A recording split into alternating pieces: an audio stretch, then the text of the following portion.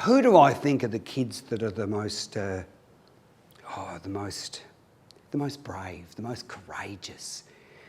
I reckon there's two groups that I'd pick out for you. First group would have to be the kids who are on the autism spectrum disorder. Can you imagine going to school every day and and school is a social place. I mean, you've got to be with it socially to succeed at school. There's no two ways about it. You know, that face that she's making at me, does that mean that she likes me? Yes, it does, because she smiles. If you're on the spectrum, you don't get that. That look between you two when you looked at each other, what did that mean? What were you saying? I've got it because I know I'm not on the spectrum. I understand. And I think that's really great what you just did. But what if you can't process that stuff? What if everything is really foreign and you're in a highly social environment? You are on the back foot of every minute of every day. These kids have my admiration, and many of my clients are kids who are on the spectrum. Because what do you need when you go to school? You need to get along, you need to socialise, you need to be able to read those social cues, but you also really need a special currency to be successful at school. And that currency is the capacity to convert print. That notion that you can look at print on a page and you can make sense of it so that you can read. And I have been very fortunate and it's so lovely to work with just a small, intimate group tonight, because since the beginning of the year, I've worked with close to 8,000 educators, social workers, counsellors, psychologists, right around Australia, youth workers as well, with an organisation called Generation Next.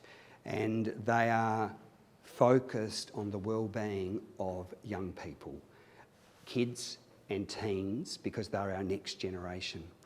And my presentation has actually been dyslexia, behaviour and depression, because there are strong links here, not direct links, but links through being misunderstood.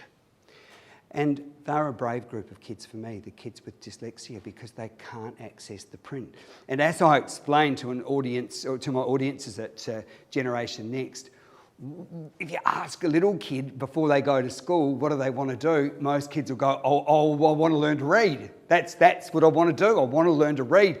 I've had, for many of them, the lovely and fortunate thing of mum or dad or both reading to me over the years.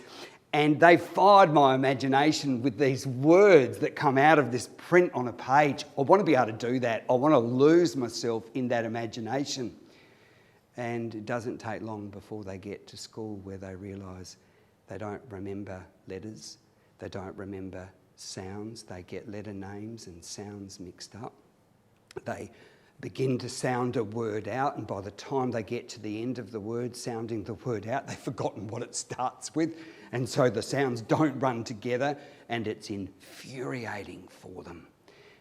And they don't remember sight words, and all of the other kids are whizzing through the reading boxes, they're whizzing through their sight words, and no matter how good their teacher is, and we work with some fantastic teachers, and it's a calling, okay?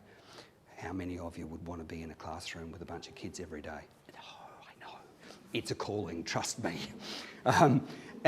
But it doesn't matter how well-intentioned your teacher is, how they differentiate the curriculum, how understanding your parents are, you know that you learn differently. And it burns some kids up with real humiliation. For some kids, they'll stop learning, they'll not want to go to school, they'll not make friendships. I want to show you a short clip that I've been showing at Generation Next. And the woman who speaks, her name is Susie, and Susie talks about how her son, Tim, decided to deal with his reading difficulty.